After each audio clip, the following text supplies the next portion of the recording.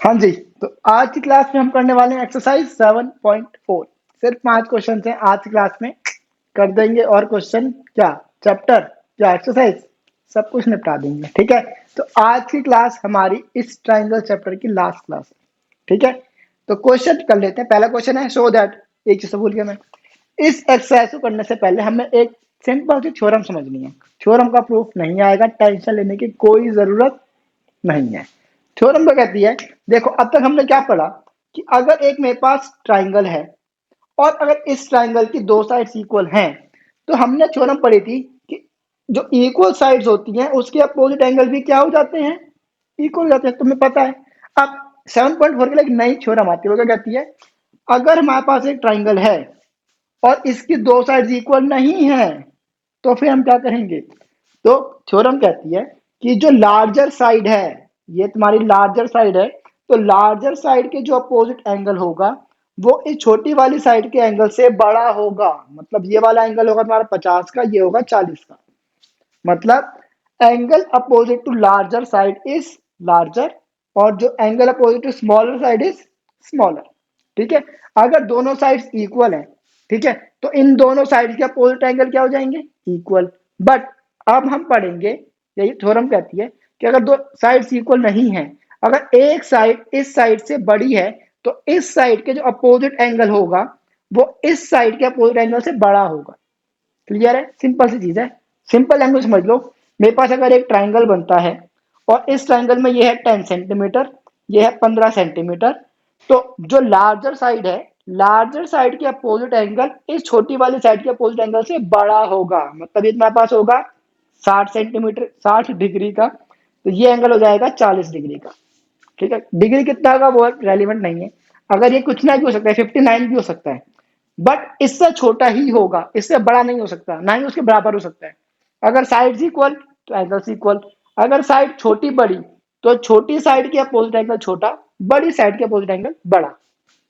Clear है, इसका एक कन्वर्स है। अगर एंगल छोटा बड़ा है तो उसकी अपोजिट साइड छोटी बड़ी हो जाएगी।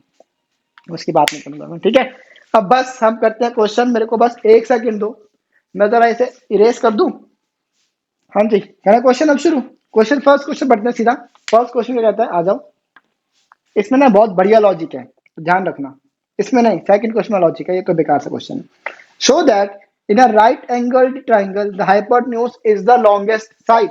मतलब हमें से प्रूव करना है, अगर एक राइट एंगल ट्राइंगल है, ए बी सी एक राइट एंगल ट्राइंगल है, हमारे पास गिवन क्या है, that angle B is equal to 90 degree. अगर राइट एंगल ट्राइंगल है तो हमें एक एंगल 90 डिग्री का मिल जाएगा। अब अगर राइट एंगल ट्राइंगल है तो हमें इसमें प्रूव करना है, to prove that A C is larger than A B and A C is larger than B C. मतलब क्वेश्चन कहता है जो हाइपोटेन्यूज है वो उस ट्राइंगल की लार्जेस्ट साइड होती है। लार्जेस्ट साइड मतलब क्या, ए सी ए बी से भी बड़ी, ए सी बी से भी बड़ी, यही तो होगा ना। अब ये कैसे प्रूव करेंगे, देखो।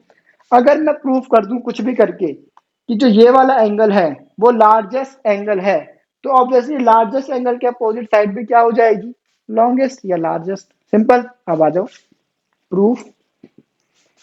इन triangle A B C triangle में angle A plus angle B plus angle C is equal to 180 degree. ठीक है, reason angle sum property of a triangle लिख लेंगे। अब एंगल ए की वैल्यू कितनी है पता नहीं, कोई बात नहीं। एंगल बी की वैल्यू कितनी है, 90 डिग्री।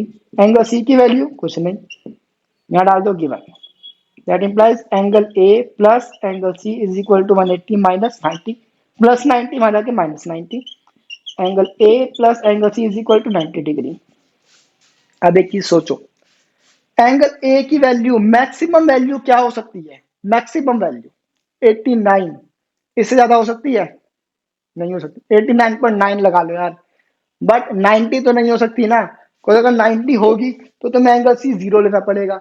एंगल सी जीरो मतलब एंगल सी है ही नहीं। और अगर एंगल सी ना हो मतलब दो एंगल से कभी ट्राइंगल बन सकता है, नहीं बन सकता। मतलब एंगल सी या एंगल बी की मिनिमम वैल्यू, लीस्ट वैल्यू क्या हो सकती है, 1। और मैक्सिमम वैल्यू क्या हो सकती है, 89। तुम कुछ भी वैल्यू ले लो, वो तुम्हारी 90 से क्या है, छोटी है। मतलब 90 सबसे बड़ा हो गया।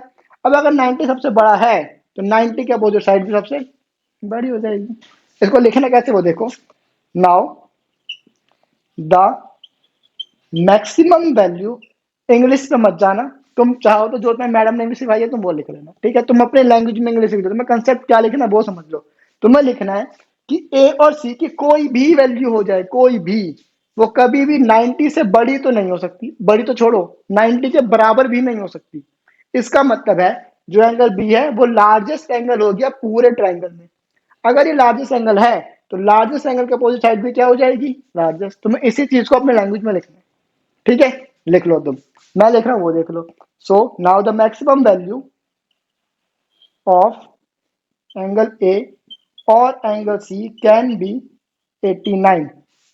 सही कहा मैंने? तो मैक्सिमम वैल्यू ए और सी की क्या हो सकती है? 89, इससे ज्यादा नहीं हो सकती। Still angle B is the largest, therefore side, therefore लिख दो AC is the longest side, AC is the longest side. और रीजन क्या हो जाएगा? Side opposite to larger angle is larger. Clear है? अब बढ़ते हैं आगे, ये क्वेश्चन पेपर में नहीं आता। अब क्वेश्चन नंबर 2 देख लीजिए। क्वेश्चन नंबर 2 बहुत ही बढ़िया क्वेश्चन है, पेपर में आने के चांसेस हैं बहुत ज्यादा, 80% कम से कम, ठीक है? ध्यान से सुनना, इसमें एक बहुत ही बढ़िया लॉजिक है, देखना। फिगर है, एक मिनट को फिगर बना फिर बात करते हैं। हाँ जी, तो मैंने फिगर बना लिया। अब क्वेश्चन पढ़ते हैं। क्वेश्चन कहता है in this figure sides AB and AC of triangle ABC are extended to point P and Q respectively, also angle PBC given क्या हमारे पास इसमें? Angle PBC is smaller than angle QCB। क्या है? QCB, ठीक है? मतलब जो एंगल PBC है, PBC मतलब जो ये वाला एंगल है वो QCB से छोटा है। तो मैं तुम्हें समझाने के लिए मैं लिख रहा हूँ, अगर ये 40 है तो ये 60 है। ये तुम लिखना मत, मैं तुम्हें बस समझाने के लिए लिखा ये, ठीक है? मतलब जो PBC एंगल है, ये वाला एंगल इस एंगल से, ये तो पता है ना लेस देन का साइन होता है, तो तुम्हें पता होगा है ना? अब तुम 9th में हो तो ये सब चीजें तुम्हें पता होनी चाहिए। तो अगर ये 40 है तो ऑब्वियसली ये 40 से ज्यादा है, 50 है, 60, 70, 80 कुछ भी है, बट 40 से ज्यादा है, 41 भी है, ठीक है? तो अब हमें प्रूव करना है, टू प्रूव, हमें क्या प्रूव करना है कि AC is greater then AB, AC is greater then AB, मतलब जो AC है वो AB से बड़ी है, ठीक है? ये कैसे करेंगे समझाने के लिए, अगर AC हमें 8 है तो हमारे पास 6 है, हमें ये प्रूव करना है। क्लियर है? अब देखो कैसे करेंगे क्वेश्चन, आ जाओ। अब प्रॉब्लम क्या है, अगर मेरे पास एंगल आ जाए ये वाले, तो मैं अपोजिट एंगल्स के अपोजिट साइड्स को छोटा बड़ा दिखा सकता हूँ, ये तो मेरे लिए बड़ी आसान सी बात है। प्रॉब्लम ये है कि मेरे पास ये एंगल तो दे ही नहीं रखे, मेरे को ये एंगल दे रखे हैं, इन एंगल से मैं इनकी वैल्यू तो निकाल नहीं सकता। तो मैंने क्या किया, मैंने इन एंगल्स की हेल्प से ये वाले एंगल की वैल्यू निकाली। कैसे निकाली देखो, proof here angle PBC is less than angle क्या है? QCB। Reason is given. अब जरा एक बात सोचो, अगर मैं वन, यहां लिख दो, यहां लिख दो, सब्ट्रैक्टिंग बोथ साइड्स फ्रॉम 180, ये मैंने क्या कर दिया? देखो मैंने क्या करा, मैंने क्या करा कि मैंने दोनों साइड्स को 180 में से माइनस कर दिया। क्यों करा ये बताता हूँ, पहले देख लो फिर बात करते हैं। 180 माइनस एंगल PBC जो हो जाएगा, 180 माइनस एंगल QCB हो जाएगा। मैंने अभी कोई साइन लगाया, तुम नोटिस करा? साइन क्यों नहीं लगाया उसकी बात करेंगे एक सेकंड की बात, पहले तुम ये समझ लो 180 माइनस क्यों करा है। अब देखो एंगल 1 और एंगल 2, एंगल 1 प्लस एंगल 2 किसके बराबर होता है? 180 के बराबर होता है। Reason linear pair. अब यहां से मैं एंगल 1 की वैल्यू निकाल सकता हूं 180 माइनस एंगल 2। समझे कि नहीं समझे? समझ गए ना? अब अगर मेरे पास ये चीज आ गई, देखो मेरे पास एंगल 180 माइनस एंगल PBC आ गया ना, अब मैं इसकी जगह पे क्या डाल दूंगा? Angle ABC। और मैं 180 माइनस QCB की जगह डाल दूंगा एंगल ACB। रीजन में क्या लिख दूंगा? Linear pair. आई होप मुझे समझ आई है। फिर से सुन लो एक बार, मैंने क्या किया, सिंपल चीज है। मैंने दो स्टेप्स को जो हम करते हैं ना, सिंपल हम प्लस करके 180 करते हैं, फिर हमने एक स्टेप घुमा लिया, फिर हम उसकी एक वैल्यू निकालते हैं, करते थे ना। तो मैंने उसको डायरेक्टली कर दिया।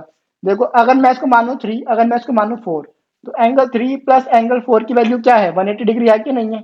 रीजन क्या हो जाएगा, लीनियर पेयर। अब जहां पे अगर मेरे को 3 की वैल्यू निकालनी हो तो मैं क्या करूंगा, 4 को वहां ले जाऊंगा। Angle 3 is equal to 180 minus angle 4 होगा ना ये। अब जहां से 180 माइनस 4 की वैल्यू 3 है ना, तो मैंने वही करा, 180 माइनस 4 की वैल्यू 3 लिख दी है बस। समझे। और मैं रीजन डाल दिया लीनियर पेयर। आई होप मेरी चीजें क्लियर हो गई हैं। अब जो मेन लॉजिक है ना, वो ये लॉजिक ये नहीं था, ये तो सिंपल चीजें हैं। लॉजिक है कि यहाँ पे साइन कौन सा आएगा। सोचो, को सोच पाए। कई बच्चों ने कहा सर लेस देन लगा दो ना, इसमें क्या सोच रहा है, जब ऊपर लेस देन चल रहा है तो यहाँ पे भी लेस देन लगाओ, इसमें इतना क्या माथा पिच्ची करनी है।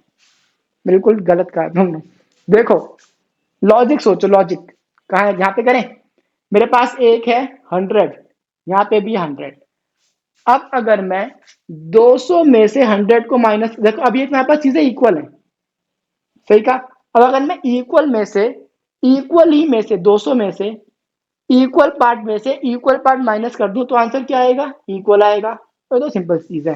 बट अगर मैं, ये मेरे पास है 80, ये मेरे पास है 100, ध्यान से सुनना, ये अभी एक बड़ा साइन है, ठीक है। अब अगर मैं एक ही वैल्यू में से 200 में से माइनस करता हूं बड़ी फिगर, तो हमारा जो आंसर आएगा वो छोटा आएगा। देखो अगर मैं 200 में से छोटी फिगर माइनस करता हूं तो मेरे पास आंसर क्या आता है, 120। अगर मैं 200 में से बड़ी फिगर माइनस करता हूं तो मेरे पास आंसर आता है 100। साइन देखो चेंज हो गया, समझे।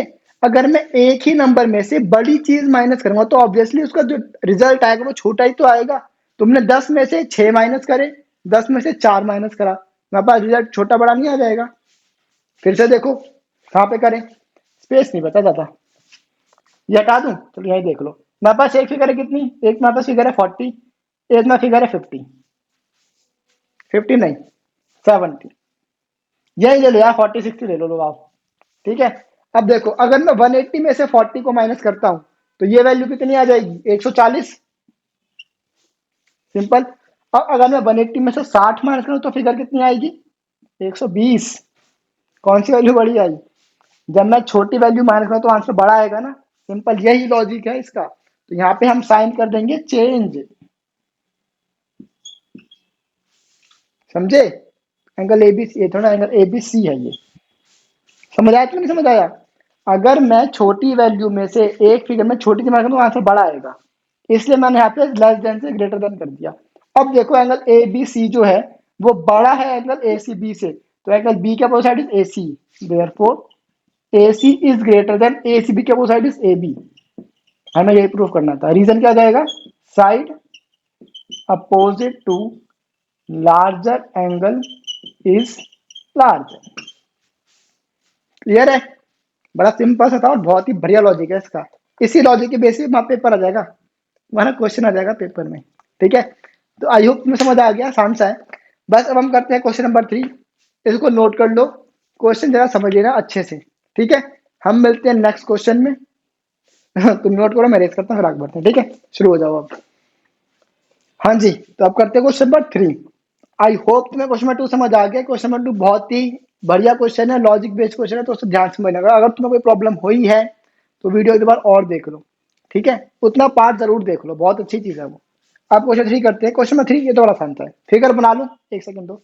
हाँ जी, तो मैंने फिगर बना लिया। क्वेश्चन कहता है in figure angle B is less than angle A. जो एंगल बी है वो एंगल ए से छोटा है, तो गिवन है angle B is less than angle A, ठीक है।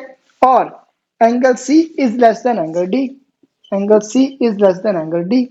तो हमें प्रूव करना है दी ए डी जो है, to prove A D is less than B C, ठीक है। बड़ा आसान क्वेश्चन है, आ जाओ प्रूफ देखो इसका। अगर मैं ट्राइंगल लेता हूं O A B, in triangle O A B, O A B triangle में जो एंगल बी है वो एंगल ए से छोटा है, तो लिख दो। देखो ओ ए बी में बी ए से छोटा है, angle B is less than angle A, reason given. तो फिर बी के अपोजिट साइड कौन सी है, ओ ए। तो जो ओ ए हो जाएगी वो छोटी हो जाएगी ए के अपोजिट साइड, मतलब ओ बी से। इसे डाल दो वन, पहले रीजन लिख देना। रीजन क्या हो जाएगा, साइड, सॉरी सही है, साइड अपोजिट, साइड से side, side opposite to larger angle is larger. ठीक है। सिमिलरली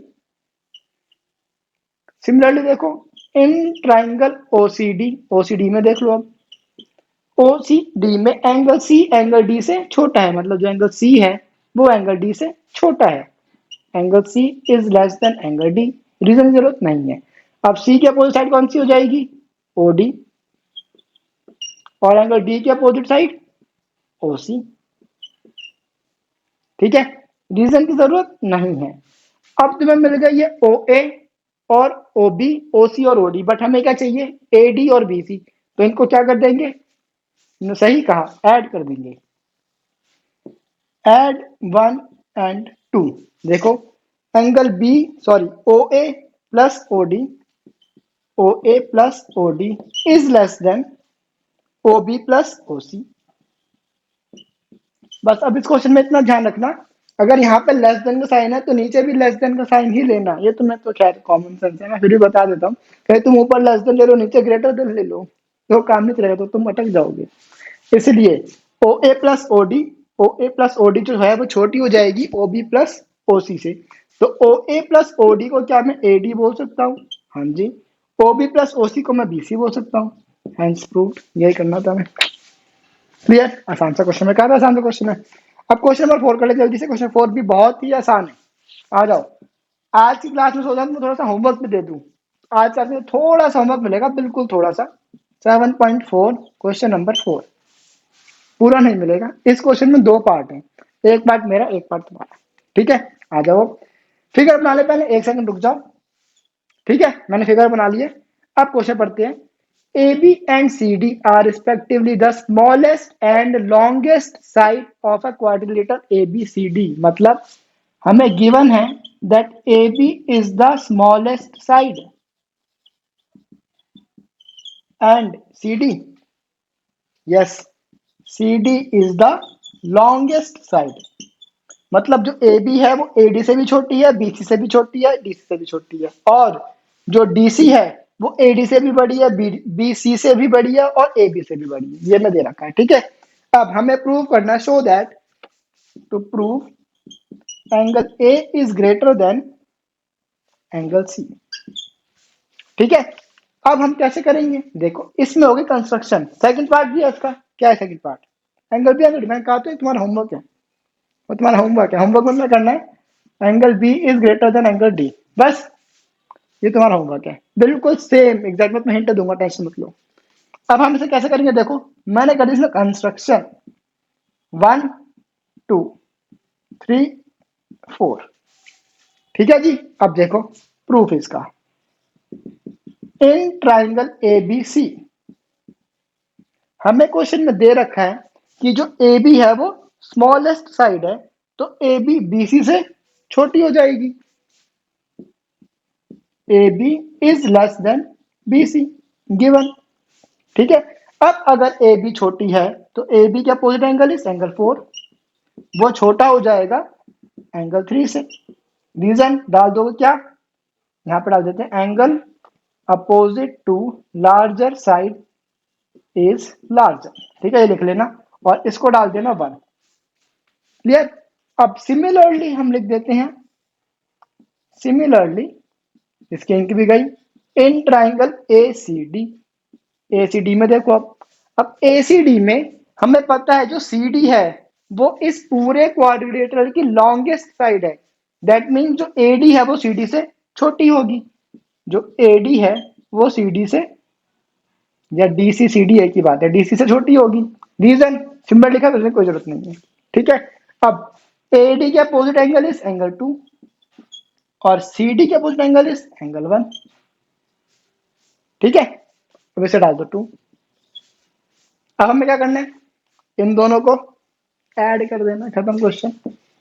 ऐड 1 एंड 2, तो 4 प्लस 2, एंगल 4 प्लस एंगल 2 जो है वो छोटा होगा एंगल 3 प्लस एंगल 1 से। तो 4 प्लस 2 क्या बन जाएगा? Angle C. 3 प्लस 1 क्या बन जाएगा? Angle A. Hence proved.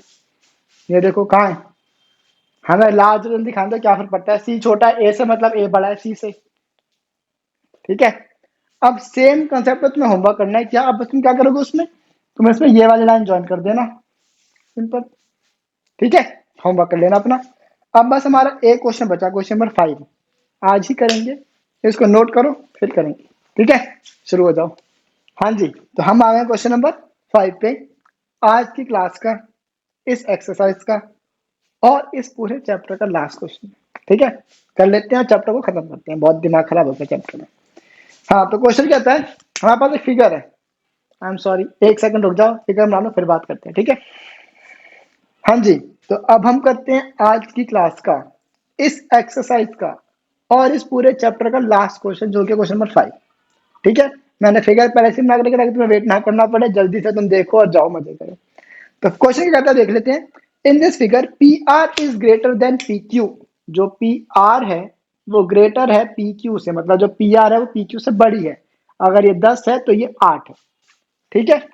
अब P S bisect angle Q, P R जो पी एस है वो इस एंगल को बाइसेक्ट करता है, मतलब angle 1 is equal to angle 2 है, ठीक है।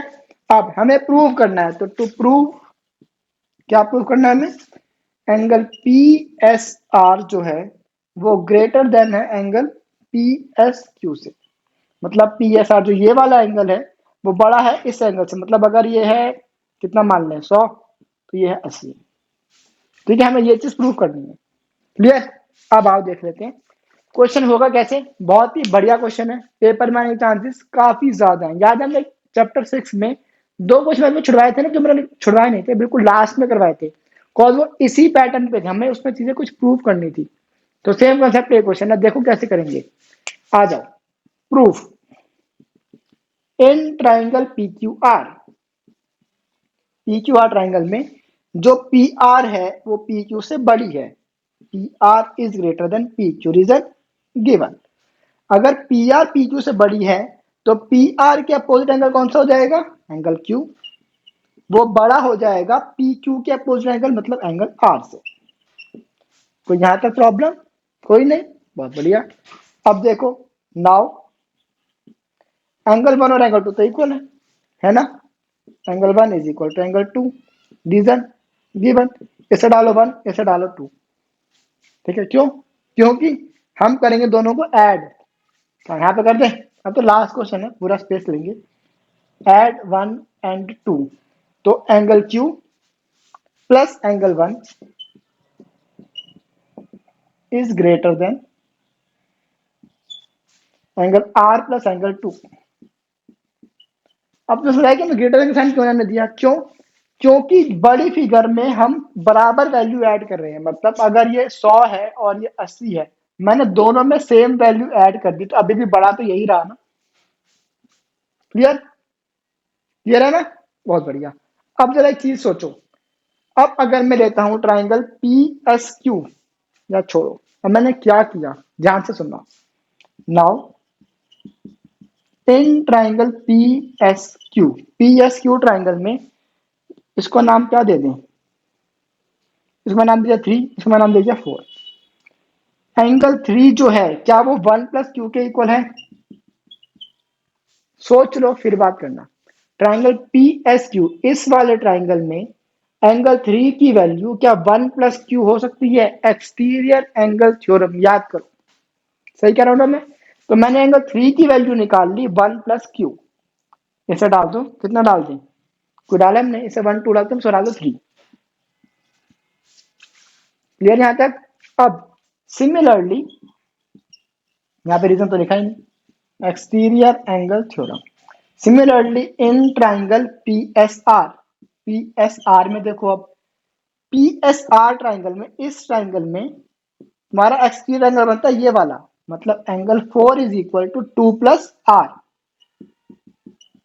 कोई प्रॉब्लम यहां तक, फिगर बना दूं अलग से, लो, एक मेरे पास एंगल है ये वाला, इसमें ये वाला एंगल है मेरे पास 3, ये है 1, ये है क्यू, 3 की वैल्यू 1 प्लस क्यू। अब दूसरा ट्राइंगल कहां बना दी, ये लो,